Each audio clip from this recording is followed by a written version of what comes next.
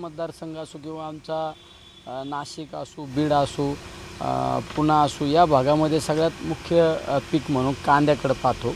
कांदा आणि कांद्याला जोडधंदा, शेतीला जोडधंदा, दूधधंदा.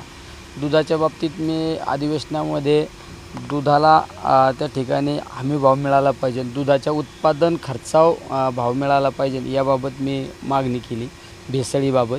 पण आज कांद्याच्या बाबतीत आंदोलन आम्ही संसदेसमोर मी असू, आमच्या नेत्या आदरणीय ताई असू आणि अनेक खासदारांनी मिळून आम्ही कांद्याला हमी भाव मिळाला पाहिजे, आमच्या शेतकऱ्याच्या मालाला हमी भाव मिळाला पाहिजे या बाबतीत आम्ही आज संसदेपुढं आंदोलन करून आम्ही आमची मागणी मांडली.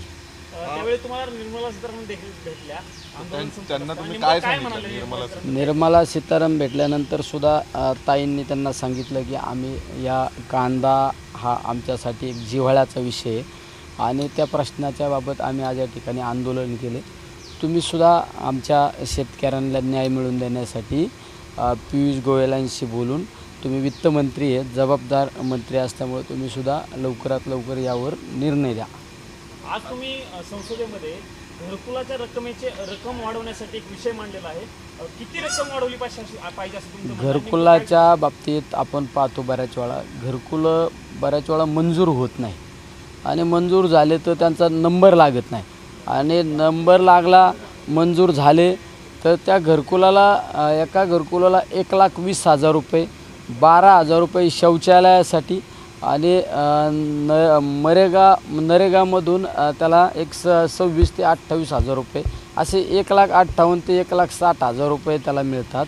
1,60,000 रुपयात घरच होऊ शकत नाही. त्यामुळं माझी मागणी ही होती की कमीत कमी 4 लाख रुपये तरी घरकुलाला दिले पाहिजे. आणि बऱ्याच घरकुलांना घरकुल मंजूर होतं, जागा उपलब्ध होत नाही, त्याला जागा उपलब्ध करून दिली पाहिजे. आणि ज्यांना काही शहरी भागातसुद्धा बऱ्याच वेळा घरकुलं मंजूर होतात, त्यांना जागा नसल्यामुळं एखादा शासकीय भूखंड त्यांना दिला पाहिजे, ही माझी मागणी होती.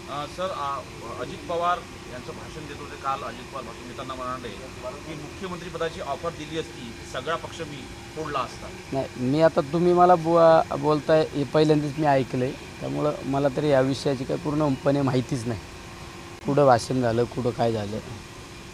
एकनाथ शिंदे म्हणतात की सावत्र भावापासून सावध राहा. नाही, आता प्रत्येकाला मी काय बोलायचं, तुम्ही काय बोलायचं, त्याला राजकारणामध्ये, समाजकार्यामध्ये व्यक्ती स्वातंत्र्य आहे आणि मग प्रत्येक गोष्टीवरच आपण त्याला काउंटर करणं हे योग्य नाही.